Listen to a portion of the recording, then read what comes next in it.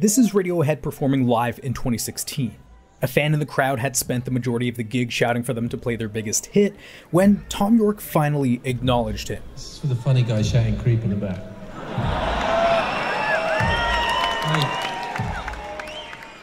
The song hadn't been performed in almost 7 years up to that point. Only to shock you would we do that. But later in the gig, this would happen.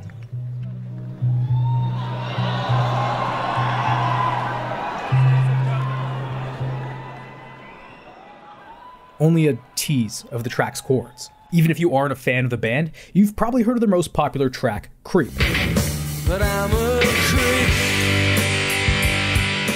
It was the band's major breakthrough hit, helping launch Radiohead into the mainstream and establish them as one of the most prominent and influential rock bands of the 1990s. Its raw, emotive lyrics and distinctive guitar riff have helped to cement its place in music history and made it a fan favorite for decades. But for Radiohead, their most popular song is not a source of pride, but rather a reminder of the difficulties they faced during their rise to fame, and the baggage that came with it.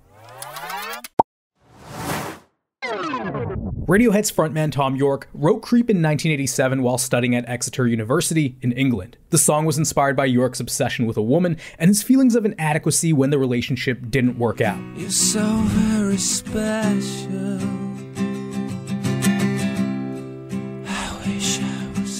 In 1991, Radiohead signed with EMI and began recording their debut album. During their recording sessions, they'd play Creep, which received enthusiastic applause from everyone in the studio. Despite the positive response, the band didn't plan on releasing the song as they felt it wasn't representative of their desired sound. Guitarist Johnny Greenwood even intentionally tried to ruin the song by playing those now famous dead notes before the chorus. Little did he know that contribution would only add to the track's appeal.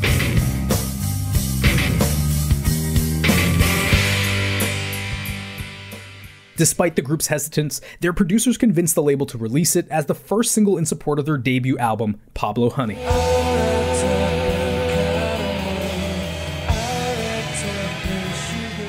The album debuted to mixed reviews. However, the focus of attention was on the band's song Creep, which began doing well in the US, and Israel, of all places. But it flopped in their home country of the UK, where Enemy magazine suggested their label sack the band and called them a lily-livered excuse for a rock and roll group. Creep was instrumental in launching Radiohead's career. The band set off on a nearly 2-year tour, just as their music video for Creep was seeing heavy rotation on MTV. The single would reach number 34 on the Billboard Hot 100, and when it was re-released in September, it would reach number 7 on the UK singles chart. By the end of the year, Yorke was quoted saying, "It's like it's not our song anymore. It feels like we're doing a cover." And from then on, Radiohead would grow to despise their most popular song.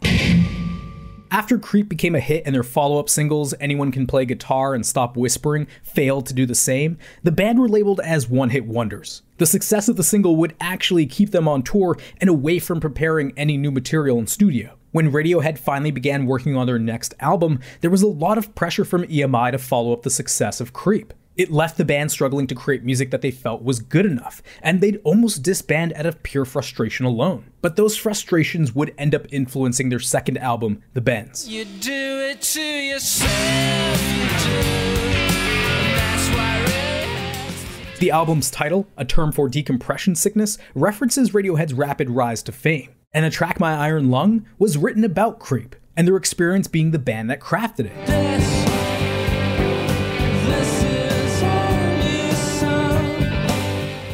Additionally, Creep is still the band's most successful and widely adored single, leading to Radiohead being pigeonholed as a Creep-type band. The band is known for their experimental and innovative approach to music, and Creep is a relatively straightforward rock song that isn't very representative of their overall body of work. Frustrating for a group that is constantly trying to evolve and push the boundaries of their sound.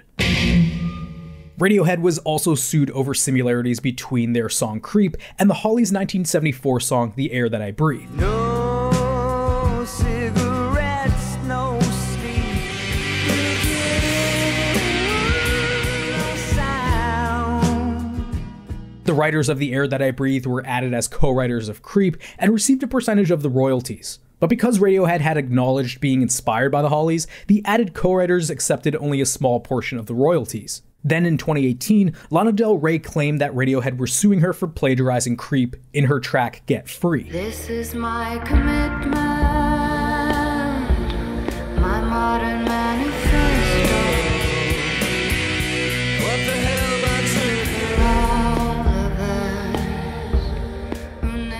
Del Rey offered to give Radiohead 40% of the publishing royalties, but Radiohead's publisher Warner Music confirmed they were seeking songwriting credits for Creep and denied that a lawsuit had been brought forward. The writing credits for Get Free were never updated, and Del Rey later announced that the lawsuit was over. On either side of the case, plagiarism can be a big issue for some musicians, especially those without the support of a major record label. Defending against plagiarism claims can be costly, and if successful, the legal battle can be time-consuming, stressful, and take some of the magic away from your music.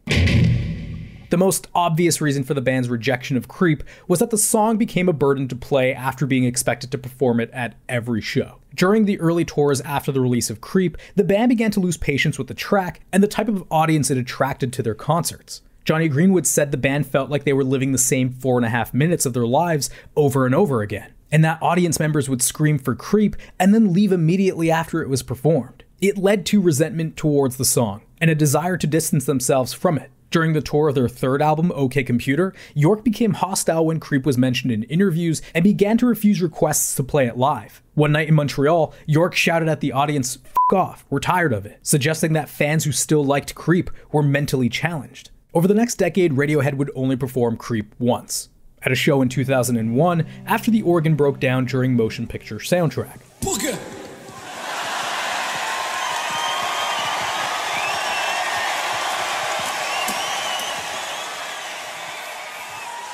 Okay, I've got a better idea. This is a slightly older song.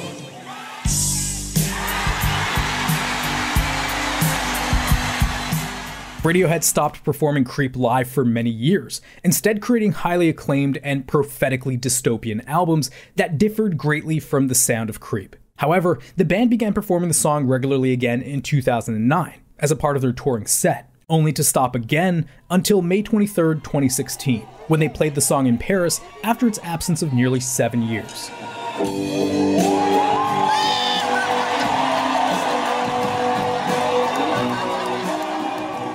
So does Radiohead really hate Creep?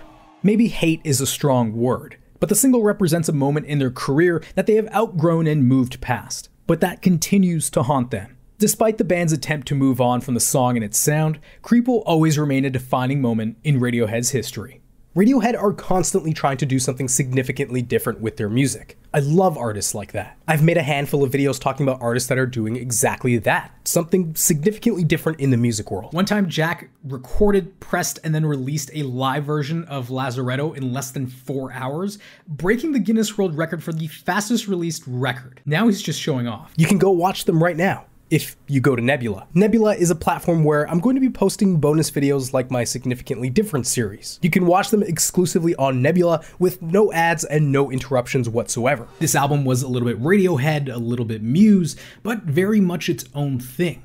And finding out later that the band took their name from the first 2 words off of Kid A was just icing on the cake. If you like my videos, you're gonna like the kind of stuff that's on Nebula. Like this series on Led Zeppelin's musical epics by Polyphonic. It's insanely well produced. In addition to tons of other great creators, it seems too good to be true.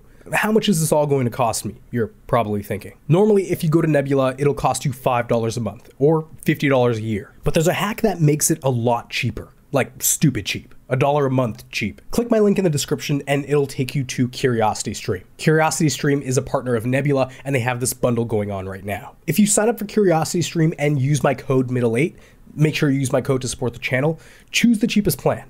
Use my code when you check out and you'll get an email from Nebula giving you access to content you won't find anywhere but Nebula. CuriosityStream is filled with its own amazing collection of documentaries, and you signing up gets you access to all of this great stuff, but it also helps support this channel so that I can continue making some dope stuff about music. So anyway, choose any CuriosityStream plan and use my code.